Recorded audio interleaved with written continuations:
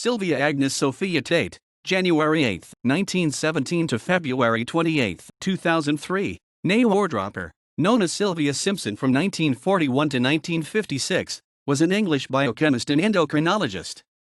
She worked with her second husband, James Francis Tait, from 1948 until her death in 2003, a partnership described by the Oxford Dictionary of National Biography as one of the most successful examples of husband-wife scientific collaboration. Together, they discovered and identified the hormone aldosterone, the last of a series of naturally occurring biologically potent steroid hormones to be isolated and identified between the 1920s to the 1950s, after the androgens, estrogens, and glucocorticoid hormones. Aldosterone is part of the mechanism that regulates blood pressure and causes conservation of sodium, secretion of potassium, increased water retention, and increased blood pressure. It is thought to be responsible for 15% of cases of high blood pressure.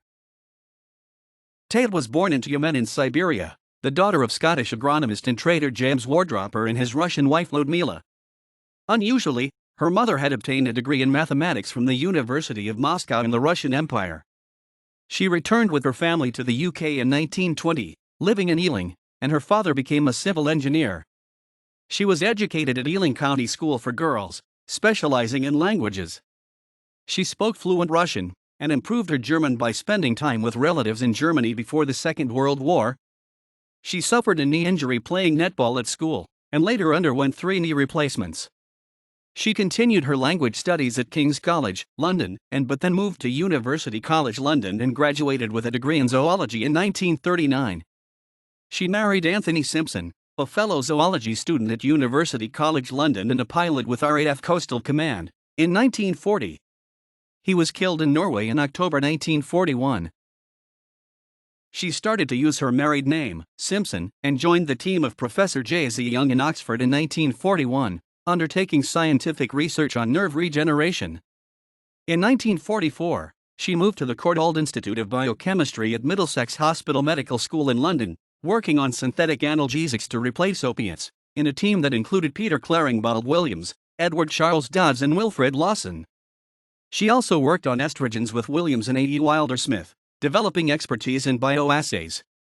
She started to work on adrenal steroids with James Francis Tait in 1948, building on work by Ralph Dorfman. They developed techniques to detect adrenal steroids on paper chromatograms using ultraviolet light. They were a part of an international collaboration that discovered a previously unknown biologically active compound, which they called electrocortin. It soon became clear that this was a new hormone, secreted by the mammalian adrenal gland, later renamed aldosterone after its structure was determined.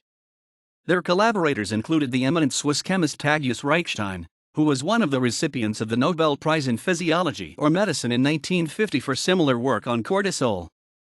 The discovery was published in Nature in a paper, Isolation of a Highly Active Mineralocorticoid from Beef Adrenal Extract in 1952.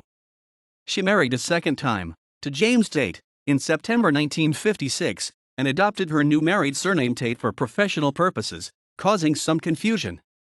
She and her second husband both became Fellows of the Royal Society in 1959. They were the second married couple to become FRSs, after Queen Victoria and Prince Albert, and the first married couple to be elected to fellowship on the same day. The Taits continued to undertake scientific research together, and moved to the Worcester Foundation for Experimental Biology in Shrewsbury, Massachusetts, in 1958, working with Gregory Pincus. They spent some time at the Physiology Department at the University of Melbourne in Australia in about 1960 and at the Howard Florey Institute. They returned to Middlesex Hospital Medical School in 1970, where James Tait became Professor of Physics as applied to medicine and they were co-directors of the Biophysical Endocrinology Unit. They worked on adrenal zone glomerulosa cells.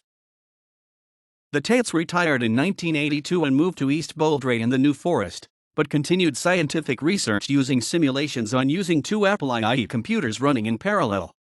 Tait suffered from leg ulcers in her later years, and then developed a heart condition. She died of renal and heart failure at Leamington Hospital in Hampshire, less than 2 months before a meeting in London in April 2003 to celebrate the 50th anniversary of the discovery and identification of aldosterone. Her husband also missed the meeting as he was under treatment for diabetes in Royal Bournemouth Hospital.